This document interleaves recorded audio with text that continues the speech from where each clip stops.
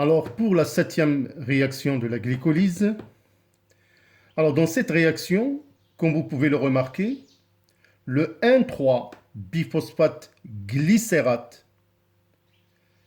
c'est un composé qui possède un haut potentiel de transfert de groupement phosphate et la réaction est couplée avec de l'ADP.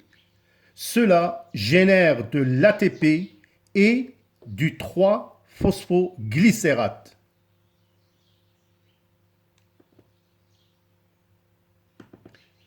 Bien évidemment, l'enzyme qui catalyse cette réaction, c'est la phosphoglycérate kinase. Et encore une fois, comme vous pouvez le remarquer, là où il y a la participation de la famille des enzymes kinases qui sont en quelque sorte responsables du transport du groupement phosphoryle d'un métabolite qui est ici le 1,3-biphosphoglycérate.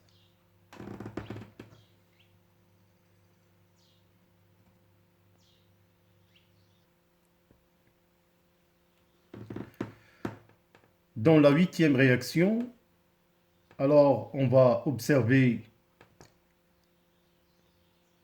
un transfert du groupement phosphate du carbone 3.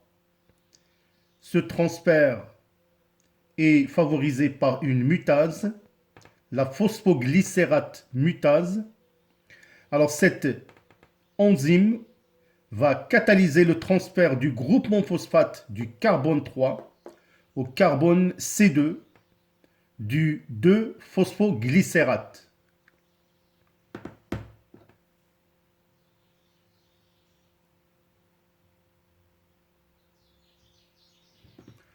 Alors dans la 9e réaction, le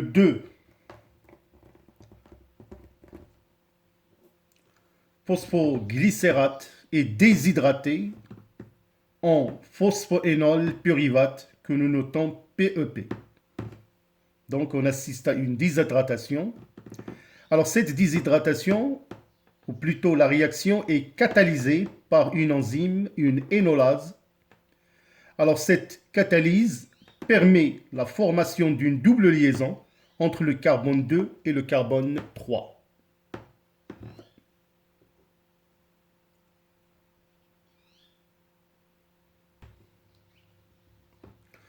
Alors pour la 10e réaction et la dernière de la glycolyse, le PEP, le phosphophénol pyruvate, est une molécule très énergétique, très instable, possède un haut potentiel de transfert de groupement phosphate ou phosphoryle et assure la phosphorylation de l'ADP.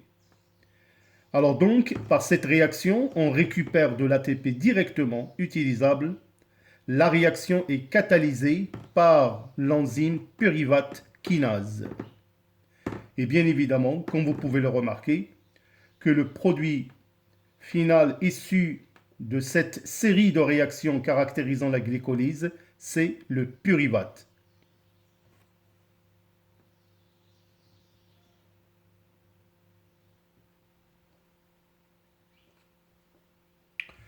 Notez bien que les réactions de la glycolyse, surtout le numéro 1, 3 et 10, après des résultats de mesure de l'enthalpie libre, des résultats qui ont été faits dans un globule rouge, on a trouvé que les variations d'enthalpie libre, ils sont très négatives. Pour la première réaction, le delta G est de l'ordre de moins 33,5 kJ mol moins 1. Pour le 3, c'est moins 22,2 kJ mol moins 1. Pour la réaction 10, delta G, c'est moins 16,7 kJ mol moins 1. Alors, quelle est la conséquence de ces résultats? Alors, ces résultats, tout simplement, montrent que ces trois réactions, la 1, la 3 et la 10, sont fortement très exergoniques. donc ils sont très énergétiques, ce qui déplace les réactions dans le sens de la synthèse. Donc ces réactions sont des réactions irréversibles. C'est très important.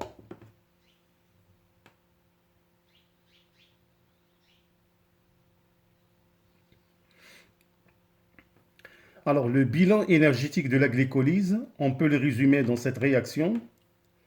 Alors on va partir d'une molécule, une mole du glucose. Dans un premier temps, au cours de ces réactions, on a déjà vu que la cellule va consommer 2 ATP. C'est une forme de séquestration du substrat à l'intérieur de la cellule et qui permet bien évidemment le transfert du groupement phosphate ou phosphoryle du glucose vers un autre carbone et bien évidemment un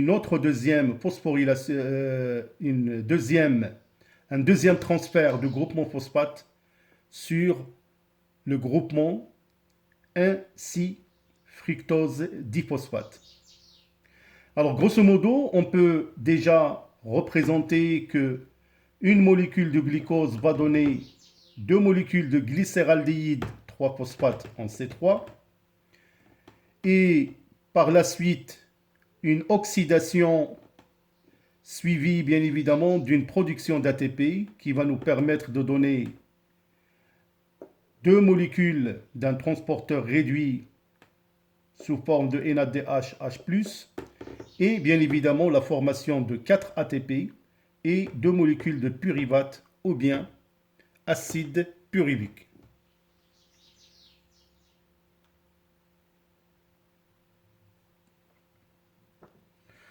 Alors le bilan énergétique, on peut l'écrire autrement, sous la forme d'une réaction bilan.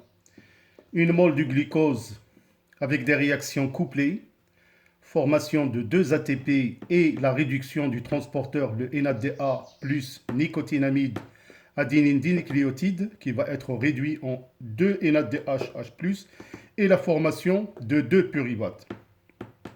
Alors il faut noter bien évidemment que la glycolyse est une voie anaérobique, c'est-à-dire il se déroule en absence d'oxygène.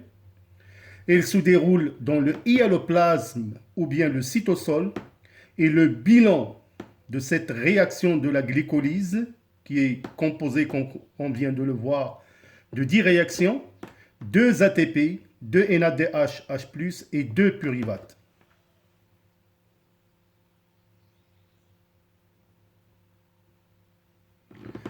Alors, en conclusion, la glycolyse est une oxydation partielle du glucose en conditions anaérobie, catalysée par des enzymes spécifiques et produit du pyruvate, de l'ATP et du NADH, H+.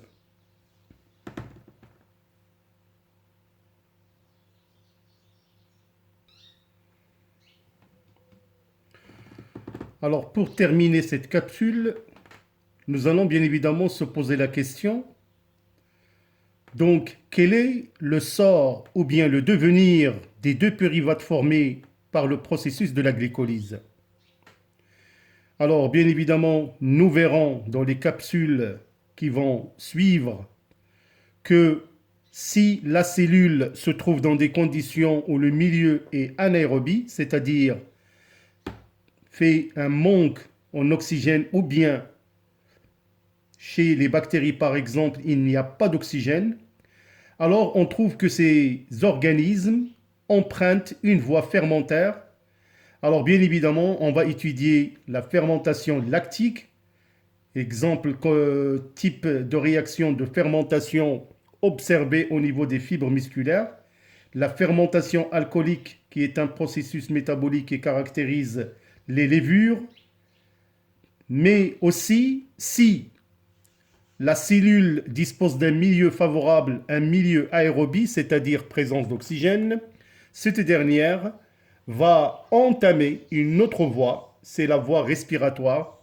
Et là, on va assister au déplacement des 2 pyruvates qui vont passer de l'hyaloplasme ou le cytosol pour passer dans un organite qui est la mitochondrie, qui est le central énergétique de la cellule, et à son niveau, précisément au niveau de la matrice mitochondriale, l'acide pyruvique va se transformer en acétyl-coenzyme A. Par la suite, il va rentrer dans une série de réactions cycliques appelées le cycle de Krebs.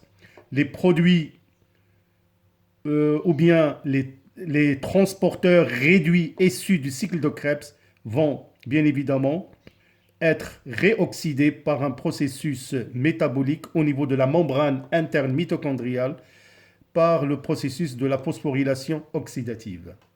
Alors voilà mes chers élèves, le processus de la glycolyse. Tout dépend bien évidemment de vous, de vos commentaires. Si vous voyez que la capsule vous a donné un plus, j'attends vos commentaires et à ce moment-là, je peux vous proposer bien évidemment de vous proposer des capsules en biochimie en détaillant beaucoup plus en détail ces phénomènes biochimiques, la fermentation et la respiration cellulaire et bien évidemment d'autres phénomènes biochimiques qui caractérisent l'activité cellulaire. Donc, merci pour votre aimable attention. Portez-vous bien. À bientôt.